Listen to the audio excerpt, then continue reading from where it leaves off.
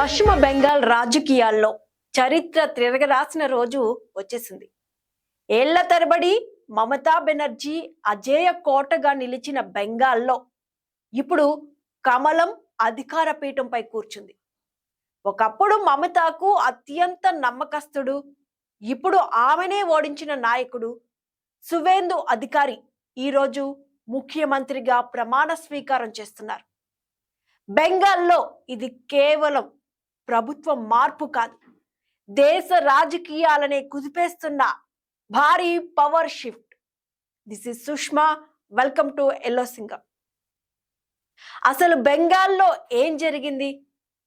పశ్చిమ బెంగాల్ అసెంబ్లీలో మొత్తం సీట్లు 294, మెజారిటీ మార్క్ 148.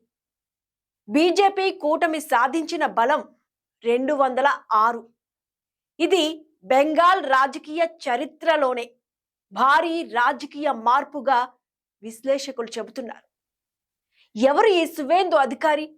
ఇక్కడే అసలు ఎమోషన్ ఉంది.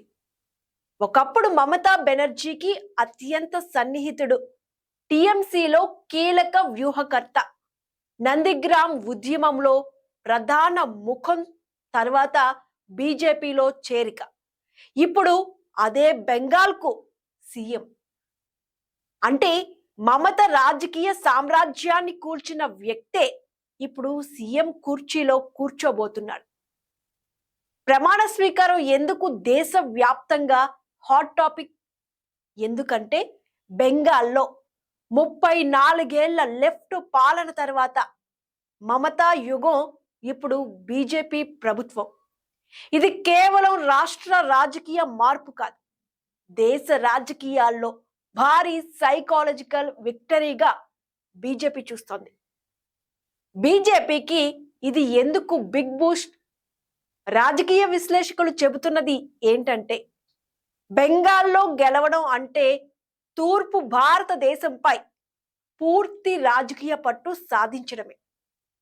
ఇప్పటికే అస్సాం, ఒడిశా ప్రభావం, ఈశాన్య రాష్ట్రాలు ఇవన్నీ కలిపి చూస్తే బీజేపీ తూర్పు వ్యూహం సక్సెస్ అయిందన్న చర్చ జరుగుతోంది. టిఎంసి వర్గాల్లో ఇప్పుడు తీవ్ర ఆత్మ పరిశీలన జరుగుతోందని సమాచారం. ఇక ప్రధాన కారణాలు: అవినీతి ఆరోపణలు, లోకల్ నేతలపై అసంతృప్తి, యువ ఓటర్ల మార్పు, Hindu vote consultation. Didi right hand, ఇప్పుడు దీదీకే పొలిటికల్ ఎండ్. ఇదే ఇప్పుడు సోషల్ మీడియాలో భారీగా వైరల్ అవుతున్న ఒక్క లైన్.